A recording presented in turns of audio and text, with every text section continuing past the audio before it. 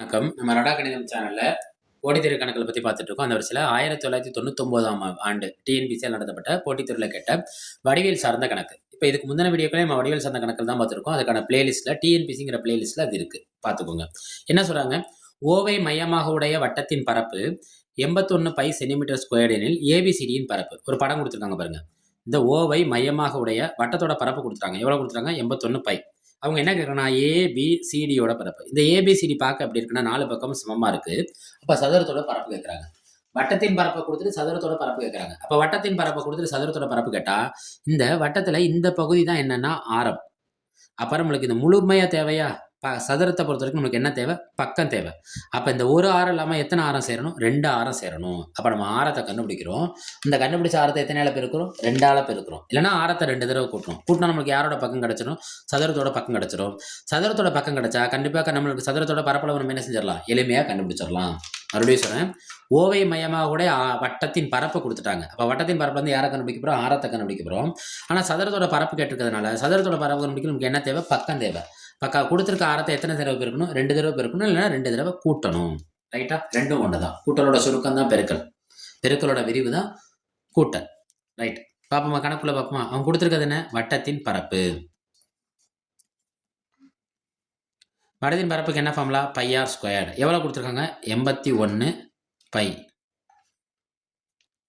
அப்ப இதுல இருந்து ஆர் ஸ்கொயர் கண்டுபிடிக்கலாமா? 81 பை. இந்த பெருக்கல்ல இருக்க பை அங்கிட்டு போறப்ப என்ன ஆகும்னா வகுத்தல்ல போயிடும். இந்த பை என்ன ஆயிரும்? கேன்சல் ஆயிரும்.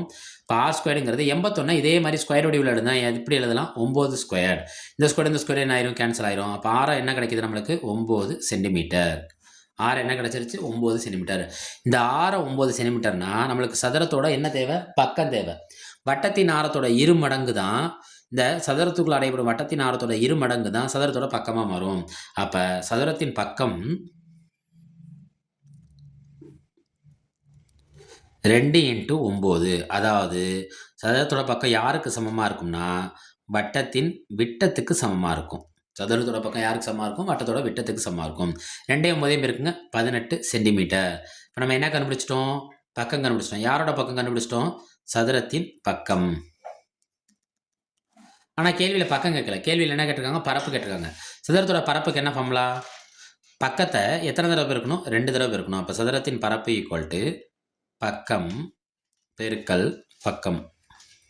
அப்போ என்ன கிடைக்கும்? 18 பெருக்கல் 18.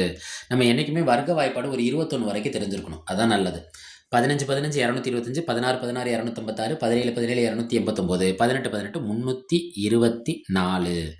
324 சென்டிமீட்டர் ஸ்கொயர்டு அல்லது சதுர சென்டிமீட்டர். இது யாரை குறிக்கும்? பரப்பை குறிக்கும்.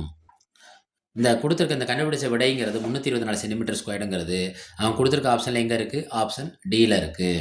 மறுபடியும் சொல்கிறேன். வட்டத்துக்குள் அடைபடும் சதுரத்துக்குள் அடைபடும் வட்டம்ங்கிறது அதில் வட்டத்தோட ஆரம்ங்கிறது சதுரத்தோட பக்கத்தில் எத்தனை மடங்காக இருக்குமா? ஆரத்தை இன்னொரு ஆரத்தோட கூட்டினதான் நம்மளுக்கு என்ன கிடைக்குமா? சதுரத்தோட பக்கம் கிடைக்குமா? அதுலேருந்து நம்ம என்ன கண்டுபிடிச்சலாம்? பரப்பு கண்டுபிடிச்சிடலாம்.